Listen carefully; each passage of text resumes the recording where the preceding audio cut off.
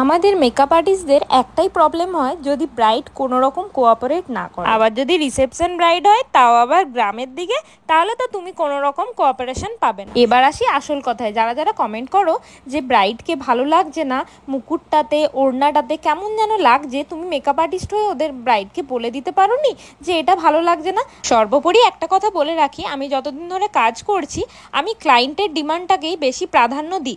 যদি আমার ভালো নাও লাগে, ক্লায়েন্ট যদি বলে যে না দিদি আমাকে এটাই, এই সাজটাতেই মানাচ্ছে, আমাকে এই জুয়েলারি পরাতে হবে, আমাকে এইভাবেই সাজাতে হবে, ক্লায়েন্টকে আমি ঠিক সেভাবেই সাজাই। আমি 2:30-3টা নাগাদ গিয়ে দেখি ব্রাইড এখনো রেডি হয়নি, তাই বসে বসে একটু অপেক্ষা করছিলাম।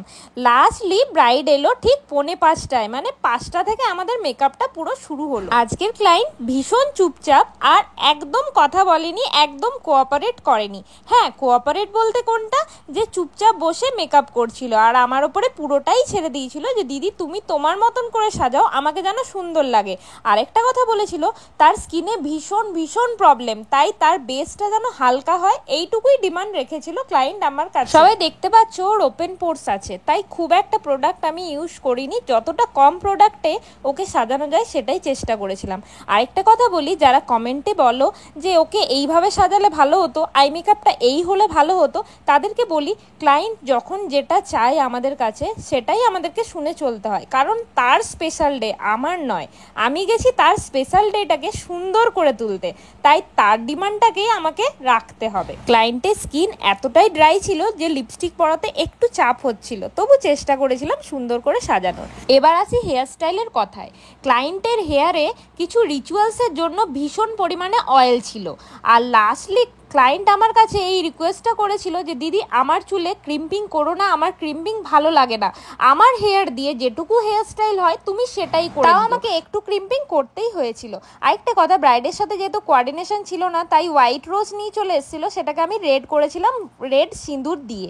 এই দেখো চলে এসছে বাড়ির লোক, যেটার অভাব ছিল এতক্ষণ।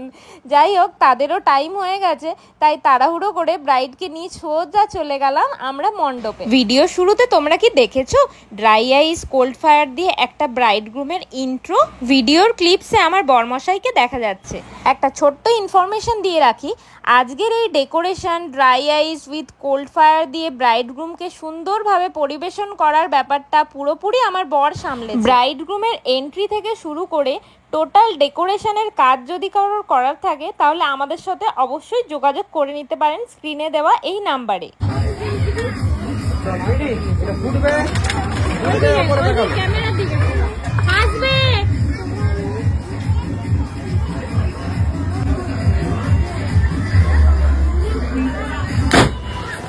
ব্রাইডাল মেকআপের পাশাপাশি যদি ব্রাইড গ্রুমের স্পেশাল ডেটাকে এত সুন্দরভাবে ফুটিয়ে তুলতে চান তাহলে আমাদের সাথে অবশ্যই যোগাযোগ করুন স্ক্রিনে দেওয়া এই নাম্বারে। শুধুমাত্র ওয়েডিং ইভেন্ট নয়, বার্থডে সেলিব্রেশন, তাছাড়াও নানান রকমের অনুষ্ঠানকে সুন্দরভাবে ফুটিয়ে তোলার কাজ আমরা করে থাকি, তাই আমাদের সাথে অবশ্যই কন্ট্যাক্ট করে নিতে পারেন নিজেদের স্পেশাল ডেজটাকে আরও স্পেশাল করে তোলার জন্য। ব্রাইডের এই মুখের হাসি আমাদের কাছে যে কি মূল্যবান জিনিস সেটা বলে বোঝানো যাবে না, কারণ তাদের স্পেশাল ডেজটাকে আমরা সুন্দর করতে এসেছি, তাই সুন্দর দেখে আমাদের মনটা খুব ভালো হয়ে ওঠে।